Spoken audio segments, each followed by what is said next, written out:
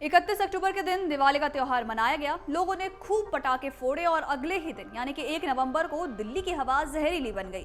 दिल्ली में दिवाली के बाद प्रदूषण के स्तर में काफी ज्यादा बढ़ोतरी देखी गई। बड़े स्तर पर हुई आतिशबाजी की वजह से राजधानी दिल्ली में दिवाली के दूसरे दिन यानी कि 1 नवंबर के दिन प्रदूषण खतरनाक श्रेणी में रहा।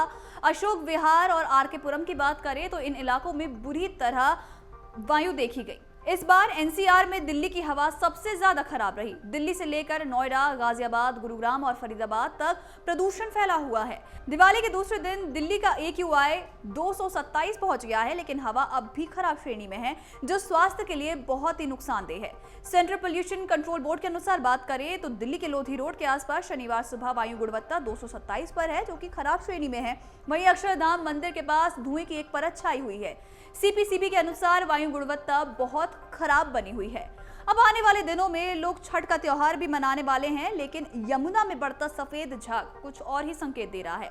दरअसल दिल्ली में वायु प्रदूषण की वजह से पहले ही संकट छाया हुआ है और अब छठ के पहले यमुना नदी का प्रदूषण स्तर भी खतरनाक स्तर पर पहुंच गया है और ये प्रदूषण लगातार बढ़ता जा रहा है। पानी में अमोनिया की मात्रा काफी ज्यादा बढ़ने की वजह से सफेद झाग की चादर पानी के ऊपर तैरती नजर आ रही है। शुक्रवार को कालिंदी कुंज में एक बार फिर से यमुना नदी में जहरीला झाग नजर आया। नदी की सतह पर सफेद झाग की मोटी चादरें देखी गईं, जिनमें यमुना के तटवर्ती क्षेत्र सफेद झाग में बर्फ जैसा नजर आया। हालांकि दिल्ली सरकार द्वारा झाग को हटाने के लिए तमाम इंतजाम भी किए जा चुके हैं। छठ पूजा से पहले यमुना नदी में जहरीला झाग प्रदूषण और उससे होने वाले खतरे को लेकर दिल्ली में रहने वालों की चिंता भी बढ़ा रहा है। शुक्रवार को कालिंदी कुंज इलाके में यमुना नदी में जहरीला झाग तैरता हुआ दिखाई देने के बाद दिल्ली के आम लोगों और राजनीतिक नेताओं ने प्रदूषण की रोकथाम के लिए सरकारी कोशिशों का नाकामी के खिलाफ आवाज उठाई है। छठ पूजा से पहले यमुना नदी में सफेद झाग की चादर दिखाई देने के बाद अधिकारियों ने इसे दूर करने के लिए रासायनिक डिफॉर्मर्स का छिड़काव किया था। इसके बावजूद झाग का बनना नहीं थमने पर भाजपा नेता शहजाद पूनेवाला ने प्रदूषण के लिए दिल्ली की आम आदमी पार्टी की सरकार और पूर्व मुख्यमंत्री अरविंद केजरीवाल को जिम्मेदार ठहराया। उनका कहना है कि यमुना में बढ़ते प्रदूषण के साथ ही दिल्ली को गैस चेंबर बनाने के लिए केजरीवाल ही जिम्मेदार हैं। बता दें कि दिल्ली जल बोर्ड की एक टीम पिछले सप्ताह से ही सफेद जहरीले झाग को नियंत्रित करने के लिए यमुना नदी में सफाई अभियान और रसायनों का छिड़काव कर रही है। हालांकि स्थानीय निवासी इसके बावजूद निराश हो रहे हैं।